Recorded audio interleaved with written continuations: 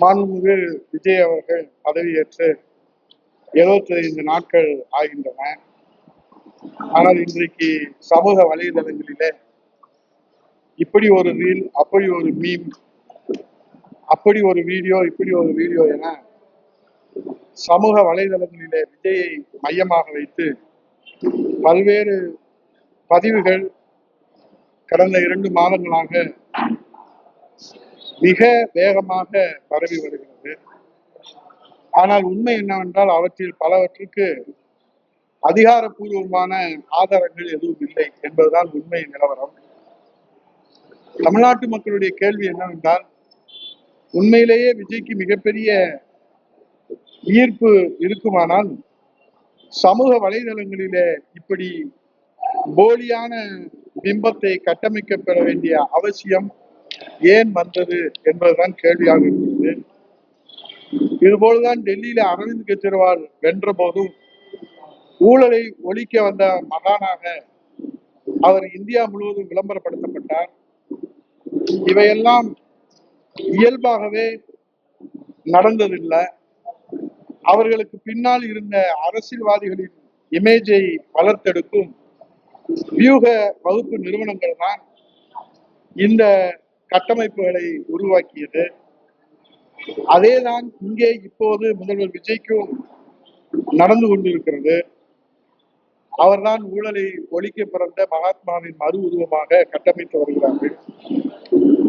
அவரை கதாநாயகனாக, கடவுளாக, அவதார புருஷனாக பிம்பத்தை உருவாக்குகின்ற வகையில மாய கதைகள், பொய் செய்திகள் பலவும் இன்ஸ்டா இன்ஃபுளுசர்கள் மூலமும் மீம்ஸ் கிரியேட்டர்கள் மூலமும் நெரேட்டிவ் செட் பண்ணி இயல்பை மீறி, இலக்கணத்தை மீறி இன்றைக்கு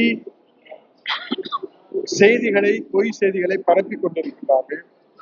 கட்டுக்கதைகளை மையமாக வைத்து விஜயை ஒரு இந்திய அளவிலே பெரும் தலைவராக உருவாக்க பரப்பப்படுகிறது. இந்த போலி செய்திகளை உடைத்து நொறுக்க வேண்டும் என்று ஆவேசம் இன்றைக்கு ஜென்சி தலைமுறையிடம் ஏற்பட்டிருக்கிறது. அதோடு தற்போது மறு தேர்தலுக்கு தயாராகிறாரா விஜய், அரசு நிர்வாகத்திலே தடுமாறுகிறாரா முதல்வர் விஜய் என்கிற கேள்வியும் எழுந்திருக்கிறது. ஏனென்றால் தமிழகத்திற்கு இடைத்தேர்தல் தேதி தேர்தல் ஆணையத்தின் இடைத்தேர்தல் 3 மாநிலங்களுக்கு அறிவிக்கிற போது தமிழகத்திற்கு அறிவிக்கப்படவில்லை. அதோடு நீதிமன்றமும் இடைத்தேர்தலுக்கு வழக்குகள் நிலுவையில் இருப்பதனாலே தடை ஏற்பட்டிருக்கிறது. அதோடு விஜயின் கூட்டணி கட்சிகளான காங்கிரஸ், விசிகே, காங்கிரஸ், மறுமலர்ச்சி திராவிட முன்னேற்ற கழகம் ஆகிய கூட்டணி கட்சிகளுடைய தொடர் குடைச்சல்களாலே அடுத்தடுத்த சிக்கல்களிலே சிக்கி சின்னாபண்டமாகி கொண்டிருக்கிற விஜய் அவர்கள் இதற்கு பதில்தான் என்ன என்ற யோசிக்க ஆரம்பித்திருப்பதாக செய்திகள் வந்து கொண்டிருக்கிறது. அதோடு ஊழல் அமைச்சர்களையும் அதிகாரிகளையும் கண்காணிப்பதே விஜய்க்கு பெரும்பாடாக இருக்கிறது. அதோடு 100 கோடி ரூபாய் பழனி இடம் இன்றைக்கு தனியாருக்கு தாரை வாய்க்கப்பட்டது தமிழகம் முழுவதும் பற்றி எரிகிறது. அதோடு அரசு வழக்கறிஞர்கள் நியமனத்திலே லஞ்சம் தலைவிரித்து ஆடுவதாக தாவேகா கட்சியை சேர்ந்த வழக்கறிஞரே நீதிமன்றத்திலே வழக்கு கொடுத்திருக்கிறார். அவரை கட்சியை விட்டு நீக்கி விட்டார்கள். மதுபான ஊழல், கனிம வள ஊழல் என்று தொடர்ந்து விஜய் அரசிலும் சந்தி சிரித்துக் கொண்டிருக்கிறது. அதோடு மட்டுமல்லாமல் தொடர் சட்டம் ஒழுங்கு சீர்கேடு, தொடர் மின்வெட்டு, பெண்கள் பாதுகாப்பு கேள்விக்குறியானது, போதைப் பொருள் நடமாட்டத்தை கட்டுப்படுத்த முடியாதது, லாக்அப் டெத் மரணத்தை தடுக்க முடியாதது, அதோடு இன்றைக்கு கேரள நடிகர் முதல்வர் விஜயின் முதலமைச்சர் பதவியேற்பு விழாவை நையாண்டியாக, நகைச்சுவையாக பேசுகிறேன் என்று சொல்லி தமிழ் மானத்தை இன்றைக்கு கிளி கிளின்னு கிழித்து தோலை உரித்து தொங்க போட்டு விட்டார். அந்த அளவுக்கு இன்றைக்கு முதல்வர் பல மாநிலங்களுடைய கலைத்துறையினாலே கேலிக்கும் கிண்டலுக்கும் ஆளாகி இருப்பதை தனிப்பட்ட விமர்சனமாக நாம் கடந்து போக முடியாது. இது ஒட்டுமொத்த தமிழினத்தினுடைய தன்மானத்தின் பிரச்சனையாக பார்க்கப்படுகிறது. இது முதல்வர் பதவி பிரமாணம் செய்தது தப்பா, அல்லது கேரள நடிகர் பேசியது தப்பா, முட்டையிலிருந்து கோழி வந்ததா, கோழியிலிருந்து முட்டை வந்ததா என்று நமக்கு பதில் தெரியவில்லை. ஆகவே இது போன்ற சங்கடங்களை, தொடர்ந்து வருகிற சர்ச்சைகளை எப்படி தவிர்ப்பது என ஆலோசித்த முதல்வர் விஜய்க்கு கிடைத்த யோசனை தான் மறு தேர்தலை சந்திப்பது, எதிர்கொள்வது என்கிற திட்டம். அந்த அடிப்படையில அமைச்சரவையை ராஜினாமா செய்துவிட்டு தமிழகத்தில் மீண்டும் தேர்தலை சந்திப்பதிலே உள்ள சட்ட சிக்கல்களை இப்போது சட்ட வல்லுநர்களோடு விவாதித்து வருகிறாரா நம்முடைய முதல்வர் விஜய் என்று செய்தி வெளியாகிருக்கிறது. இந்த ராஜினாமா முடிவுக்கு முன் உதாரணமாக அடையாளம் காணப்படுபவர் டெல்லி முதல்வர் அரவிந்த் கெஜ்ரிவால் அவர்கள். 2012 ஆம் ஆத்மி கட்சியை தொடங்கி 2013 டெல்லி முதலமைச்சராக பதவியேற்றார் அரவிந்த் கெஜ்ரிவால் அவர்கள். முதல்வரானவுடன் ஊழல் எதிர்ப்பு சட்டத்திற்கு ஆதரவை திரட்ட முடியாமல் தடுமாறிய போது ஆட்சி தொடர்ந்த 49 நாட்களிலே தனது முதல்வர் பதவியை ராஜினாமா செய்தார். அதற்கு பிறகு 2015 நடந்த டெல்லி சட்டமன்ற தேர்தலிலே தனி மெஜாரிட்டியோடு ஆட்சியை பிடித்த அதே டெல்லி பார்முலாவை இப்போது விஜய் பார்முலாவாக தமிழகத்திலே அமுல்படுத்துவதற்கு விஜய் தயாராகி வருவதாக செய்திகள் வெளியாகி கொண்டிருக்கிறது. ஆகவே பெரும்பான்மை இல்லாததால் தேர்தல் வாக்குறுதிகளை நிறைவேற்றுவதிலே உள்ள இடர்பாடுகளை பற்றி தமிழக மக்களிடத்திலே பேசி அனுதாபத்தை தேடி நிதிநிலை நெருக்கடியை பார்த்தீர்களா என்று முதலமைச்சர் பதவியேற்கிற போது அவர் சொன்ன அந்த நாடகத்தை தொடர்ந்து அரங்கேற்றி அனுதாபத்தை சம்பாதித்து முதல்வர் விஜய் முதலமைச்சர் பதவியிலிருந்து விலகி தேர்தலை சந்தித்தால் தாவேகாவிற்கு தனி பெரும்பான்மையோடு ஆட்சி அமைக்கிற வாய்ப்பு கிடைக்கும் என்று விஜயின் நட்பு வட்டாரத்தில் இருக்கிற தற்போதைய தமிழகத்தின் பவர் சென்டராக இருக்கிற ஜான் ஆரோக்கியசாமி, பழனிசாமி, ஜெகதீஷ் பழனிசாமி, விஷ்ணு ரெட்டி போன்ற மூவரணி அவருக்கு உறுதி அளித்திருக்கிறார்களாம். இதனால்தான் தாவேக அரசு ராஜினாமா முடிவு குறித்து முதல்வர் விஜய் அவர்கள் தீவிரமாக பரிசீலித்து வருவதாகவே செய்திகள் வந்து கொண்டிருக்கிறது. எது எப்படியோ சவால்களை சந்திக்க முடியாமல் எதை தின்னால் பித்தம் தெளியும் என்ற பழமொழிக்கு எடுத்துக்காட்டாக தாவேக அரசு இன்றைக்கு மறு தேர்தலுக்காக மைண்ட் செட்ல இருக்கிறதா? ஏனென்றால் குதிரை பேரம் நடத்திய போது அதில் ஏற்பட்ட சட்ட சிக்கலில் முதலமைச்சர் பதவிக்கே ஆபத்து வரும் என்ற ஒரு நிலை இருக்கிறது. அதில் சிபிஐ விசாரணை அதிமுக பொதுச் செயலாளர் புரட்சி தமிழர் ஐயா எடப்பாடியார் அவர்கள் இன்றைக்கு அதிமுக சார்பிலே வழக்கு தொடுத்திருக்கிறோம். பழனி பாலகண்டாயுதபாணியினுடைய கோயில் நிலம் அபகரிப்பில சிபிஐ விசாரணை கேட்கப்பட்டிருக்கிறது. அதே போன்று இன்றைக்கு ஏற்படுகிற ஊழல் பிரச்சனைகளுக்கும் சிபிஐ விசாரணை. இதை விட கரூர் சம்பவத்திலே 41 பேர் இறந்த அந்த துயர சம்பவத்திலே சிபிஐ விசாரணை தலைக்கு மேலே தொங்குகிற கத்தியாக இருக்கிறது. இப்படி 75 நாட்களிலே சிபிஐ விசாரணையினுடைய வளையத்துக்குள்ளே இருக்கிற காரணத்தினால மக்கள் அனுதாபத்தை பெறுவதற்காக தாவேக அரசை ராஜினாமா செய்துவிட்டு முதலமைச்சர் பதவியை ராஜினாமா செய்துவிட்டு பெரும்பான்மையோடு ஆட்சிக்கு வந்து விடலாம் என்ற பகல் கனவோடு விஜய் அவர்கள் காய் நகர்த்துவதாக செய்திகள் வந்து கொண்டிருக்கிறது. எது எப்படியோ இந்த செய்தி வெளியான காரணத்தினால இன்றைக்கு தாவேக அரசுடைய ஸ்திரத்தன்மை கேள்விக்குறியாயிருக்கிறது. தாவேக அரசு தள்ளாடுகிறது, தடுமாறுகிறது.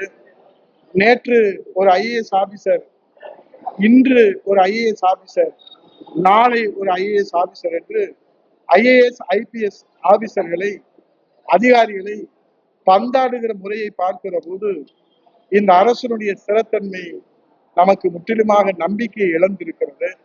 ஏனென்றால் ஐஏஎஸ் ஐபிஎஸ் அதிகாரிகளை இடமாற்றம் செய்வது என்பது அரசுக்கு உள்ள உரிமை, முதலமைச்சருக்கு உள்ள உரிமை, அமைச்சர்களுக்கு உள்ள உரிமை. ஆனால் 5 நாட்களுக்கு ஒரு முறை மாற்றுவது என்பது இதுவரை தமிழகம் பார்க்காத ஒன்று. ராதாகிருஷ்ணன் போன்ற IAS அதிகாரிகள், உமாநாத் போன்றவர்கள், இப்படி என்னால் வரிசையாக பட்டியலிட்டு சொல்ல முடியும். ஆகவே இதையெல்லாம் யார் ஆலோசனையில இப்படி திறமை வாய்ந்த தியாக மனப்பான்மை உள்ள அரசு அதிகாரிகள், IAS IPS அதிகாரிகள் பந்தாடப்படுகிறார்கள் என்று நமக்கும் தெரியவில்லை. விஜய்க்கும் தெரியுமோ தெரியாதோ நமக்கு தெரியாது. ஆகவே ஒட்டுமொத்தமாக தாவேக அரசு, விஜய் தலைமையிலான அரசு ஸ்திரத்தன்மையை இழந்திருக்கிறது என்ற அடிப்படையிலே நடந்து முடிந்த தேர்தலிலே இந்த தாய் தமிழ்நாட்டு மக்களுக்காக தன்னை அர்ப்பணித்த புரட்சி தமிழர் ஐயா எடப்பாடியார் அவர்களை இந்த தாய் தமிழ்நாடு மிஸ் பண்ணிவிட்டது. ஆகவே வரக்கூடிய சட்டமன்ற தேர்தலிலே புரட்சி தமிழர் ஐயா எடப்பாடியார் அவர்களை மிஸ் பண்ணாமல் முதலமைச்சர் அணியில அமர்த்துவதற்குத்தான் இன்றைக்கு செயல்வர்கள் கூட்டத்தை நாங்கள் கூட்டியிருக்கிறோம்.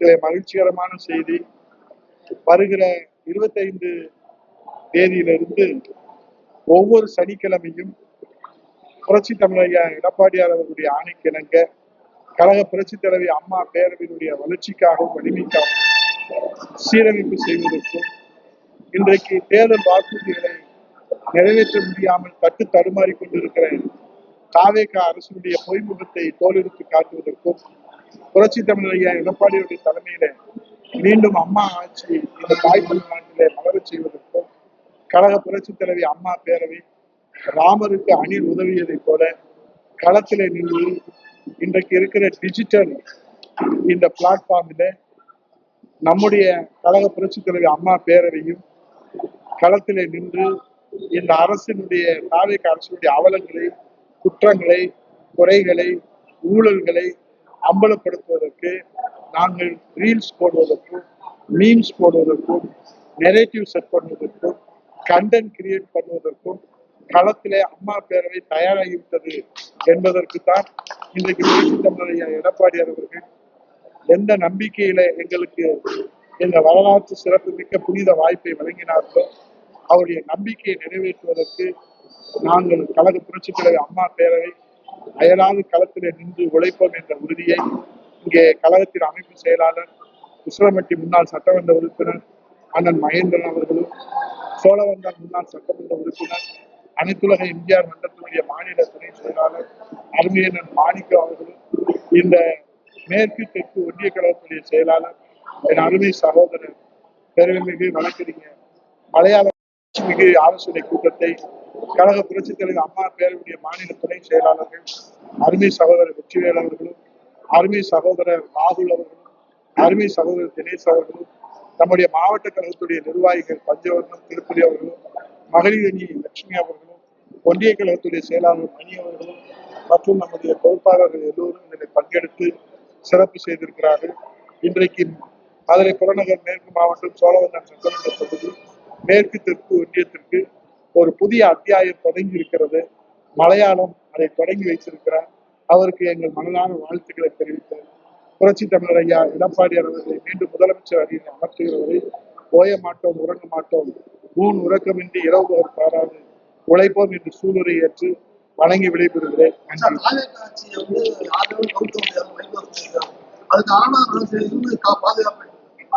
அவர் சொல்லிட்டாருல, நிச்சயமா பொறுத்திருந்து பார்ப்போம்.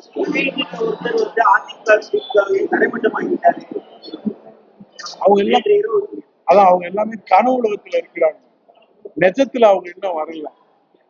75 ஆண்டுகள் கட்சி திராவிட முன்னேற்ற கழகம் பேரறிஞர் அண்ணா கொட்டுகிற மணியிலே ராபின்சன் பூங்காவிலே இது போன்ற மீம்ஸ் போட்டு இது போன்ற கண்டென்ட் கிரியேட் பண்ணி நெரேட்டிவ் செட் பண்ணி திமுக தொடங்கலாம். மொழி போராட்டத்துல ஈடுபட்டு தமிழின் தன்மானம் காப்பதற்காகவும் இந்த தாய் தமிழ்நாட்டுக்கு தமிழ்நாடு என்று பெயர் சூட்டுவதற்காகவும் தன்னுடைய எழுத்தாலும் பேச்சாலும் உணர்வாலும் இரத்தத்தாலும் போராட்டங்களாலும் பாசத்தாலும் பண்பாலும் அன்பாலும் அரவணைப்பாலும் ஜமீன்தார் அரசியலை ஒழித்து அண்ணன் தம்பி என்ற உறவை பேரறிஞர் பெருந்தகை அண்ணா உருவாக்கி அவருடைய வழியிலே மன்னாதி மன்னன் மக்கள் கழகம் பொன்மன தலைவர் புரட்சி தலைவர் எம்ஜிஆர் அவர்கள் உலகத்திலே ஏழை எளிய சாமானிய மக்களுக்காக அண்ணா இசத்தை கொள்கையாக கொண்டு, அண்ணா திருவுருவத்தை கொடியிலே கொண்டு, அண்ணா திராவிட முன்னேற்ற கழகம் துவங்கப்பட்டு 54 ஆண்டுகளிலே சத்துணவு திட்டம், மடிக்கணினி திட்டம், குடிமராமத்து திட்டம் என்று உலகம் போட்டுகிற திட்டங்களை கொடுத்து இந்த 54 ஆண்டுகளிலே 31 ஆண்டுகளிலே வரலாற்று சிறப்பு மிக்க 69% இடஒதுக்கீடை புரட்சி தலைவி அம்மா அவர்கள் கொடுத்தார்கள். 7.5% உள் இடஒதுக்கீடை மருத்துவ மாணவ கனவுக்கு சமூக நீதி காக்க புரட்சி தமிழர் எடப்பாடியார் கொடுத்தார்கள். இப்படி வரலாறை நாம் சொல்லலாம். நேற்று துவங்கி இருக்கிற தாவேகா கட்சிக்கு என்ன வரலாறு என்பதை வைகோ அவர்கள் விரிவாக மேடையில பேசினால் அது ஏற்றுக்கொள்வதாக இருக்கும். அவருக்கு ஏதேனும் நாடாளுமன்ற மேலவை பதவி வேண்டும் என்றால் அது அவருக்கு ஜால்ரா அடிப்பதற்கு ஒரு அளவு இருக்கிறது. ஆனால் எனக்கு தெரிந்து கல்லு வேண்டுமானாலும் கரையுமே ஒழிய அண்ணன் வைகோ அவர்கள் அடிக்கிற ஜால்ராவிலே விஜயின் கல் மனசு கரையுமா என்பதை பொறுத்திருந்துதான் பார்க்க வேண்டும். அவருக்கு நாடாளுமன்ற மேலவை பதவி ஸ்டாலின் அவர்கள் கொடுக்க மறுத்து விட்டார்கள். இப்போது அதை விஜய் இடத்திலே அவர் எதிர்பார்ப்பதாக செய்திகள் வருது, எனக்கு தெரியாது. ஒருவேளை அதை பெறுவதற்காக அளவுக்கு மிஞ்சினால் அமர்வும் நஞ்சு என்று சொல்வதை போல அவர் வரலாறை மறந்து, தியாகத்தை மறந்து, போராட்டத்தை மறந்து, எப்படி இருந்த தலைவர் இப்படி ஆகிவிட்டாரே என்று இதிலே கவலைப்படுவதா, வேதனைப்படுவதா, சிரிப்பதா, அழுவதா என்று தெரியும்.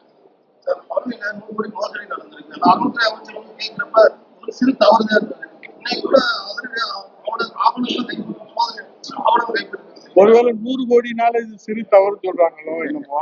ஒரு 10,000 கோடி, ஒரு 20,000 கோடி, ஒரு 50,000 கோடி அடிச்சா அது ஒருவேளை பெரிய தவறுன்னு சொல்லுவாங்களோ என்னமோ தெரியாது. ஒரு அண்ணன் கூட பேசும்போது சொன்னாரு, கடுகு சிரித்தாரு காவல் சிரிக்காதுன்னு. ரமேஷ் இருக்காரு, ரமேஷ் ஜனதால பண்ணாங்க. அடே அப்பா, அவருடைய பேச்சோ அடே அப்பா அசந்து போயிடும் பாருங்க. அதான் சொல்ல செம்ப வச்சுட்டு அண்டாவத்து கதையை அடிச்சு ஏங்க கண்ணுல முடிச்சுக்கிட்டு இருக்கிற போதே சப்ரிஸ்டார லீவ்ல போக சொல்லி, கொடைக்கானல் இருக்கிற சப்ரிஸ்டாரை வர சொல்லி, அதை உடனே அவசரமா பதிச்சு அந்த 100 கோடி சொத்தை வந்து தனியாருக்கு தாரை வாக்கணும்னு இப்ப என்ன அவசியம் இருக்கு? அது கார் பார்க்கிங்கா இருக்குது, காலம் 2,000 போகுது. அதுக்கு இவ்வளவு நெரேட்டிவ் செட் பண்ணிருக்காங்க. நெரேட்டிவ் செட் பண்றதுல தாவேகா கட்சியை மிஞ்சுறதுக்கு தாவேகா கட்சி தான், வேற யாராலும் முடியாது. இன்னும் பாருங்க, இன்னும் பல வந்து தமிழ்நாட்டுல இன்னும் என்னென்னமோ நடக்க போகுது. ஒருவேளை தமிழ்நாட்டே பட்டா போட்டு கொடுத்துட்டு இதெல்லாம் தவறுதானுங்க அப்படின்னு சொன்னாலும் சொல்லுவாங்க. பொறுத்திருந்து பார்ப்போம்.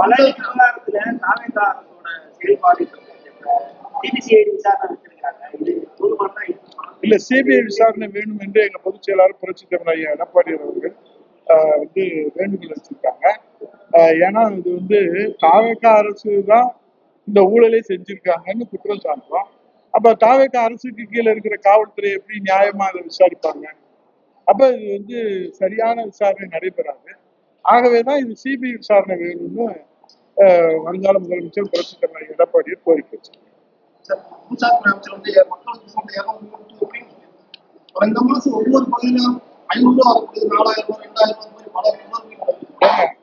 அவர் சொல்றது நம்பிட்டீங்களா? நம்பாதீங்க. அவர் பேசுறதெல்லாம் பச்சை பொய்ங்க. அவர் எங்க கூட இருந்தவர் தான், அவர் நம்மால் தான். அவரு நாங்க தானே அவர் அனுப்பிச்சிருக்கோம், விஜய் முடிச்சுட்டு வாப்பான்னு அனுப்பிச்சிருக்கோம் நாங்க. அதனால அவர் 200 யூனிட் மின்சாரம் இப்ப கரண்ட் கட்டாது, அது யார் காரணம்ன்றீங்க? அது நிர்மல்குமார் விஜய் முடிக்கிறதுக்காக அவர் மின்தடை ஏற்படுத்துவாரு, போராட்டம் நடக்கும், 200 யூனிட் மின்சாரம் தரமாட்டாரு. அவர் யார் நினைக்கிறீங்க? நாங்க அனுப்பிச்சுட்ட ஆள். அது சொல்லுவாங்கல்ல, ஸ்பைன்னு சொல்லுவாங்கல்ல, அதான் அதிமுகவுடைய ஸ்பை தான் நிர்மல்குமார். அவர் இல்லைன்னு சொல்லுங்க பாப்போம். எங்க கட்சியில இருந்து அவர் பேசின ஆதாரம் உங்க டிவிலே போட்டிருக்கீங்க. திமுகவை ஒழிப்பதற்கு இந்த நாட்டிலே, தமிழ்நாட்டிலே தகுதியுள்ள ஒரே தலைவன், ஒப்பற்ற தலைவன் புரட்சி தமிழர் எடப்பாடியார் தான் அப்படின்னு சொன்னது இந்த உதயகுமார் இல்ல, சிடிஆர் நிர்மல்குமார். அவர் நாங்க தான் அனுப்பிச்சு வச்சிருக்கிறோம். விஜய் முடிச்சுட்டு தான் வருவார்.